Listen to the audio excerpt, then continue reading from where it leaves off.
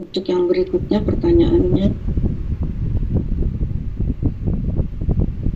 ini agak di luar, maaf, mohon maaf jika agak tidak sesuai tema, tapi hal ini mulai dilakukan sejak 1 bulan oleh teman saya. Teman saya terlilit hutang, diajak oleh orang untuk mengikuti komunitas kuliah salawat Jibril atau apapun secara online awalnya supaya bisa melunasi hutang, karena ada testimoni yang berhasil setelah melakukan mulai jam 12 malam sampai jam 2 pagi. Dan kata teman, terbukti ada saja yang datang dan katanya apa yang disampaikan harus dirahasiakan dan sertanya ribuan. Hal seperti ini apakah benar Pak Ustadz? Saya khawatir hal-hal seperti ini menyimpang. Mohon maaf, terima kasih. Kalau memang sahabat Anda melakukan itu, ya silakan saja. Terbukti benar bisa ngelunasin utang, ya silakan saja. Lakukan, silakan apa yang Anda ingin lakukan. Tapi kalau merujuk kepada dari mana dalilnya Nabi mengajarkan itu? Sholawat Jibril hanya untuk melunasi utang. Jam 12 sampai jam 2 Anda berjuang sungguh-sungguh. Giliran ada malam qadar yang nilainya lebih baik dari 1000 bulan, tidak berbuat. Ini sesuatu yang sangat-sangat naif. Tapi ini banyak terjadi. Peserta ribuan, peserta jutaan tidak menjamin di atas kebenaran.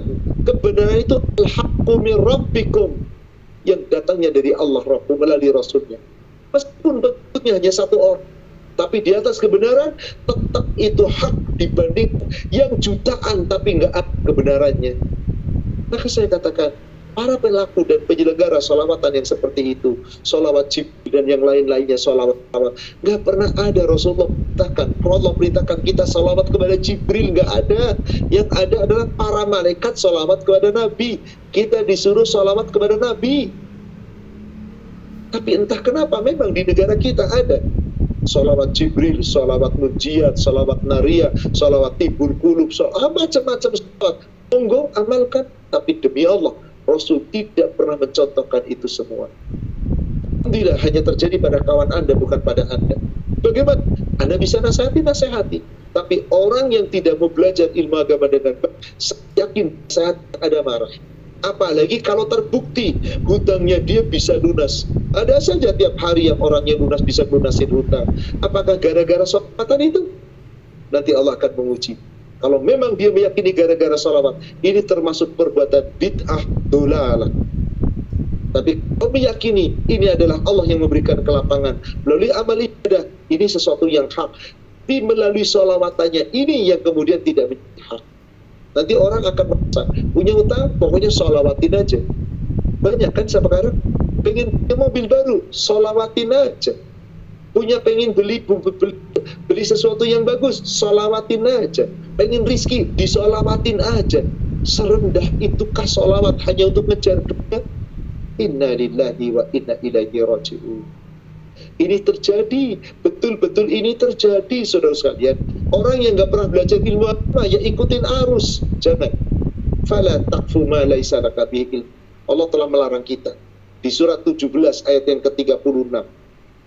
Fala taqfu, janganlah mau ikut-ikutan ma laisa laka bihi ilm, yang kamu tidak tahu tentang ilmu pengetahuannya. Apakah itu salah atau benar? Jangan lakukan sebelum tahu.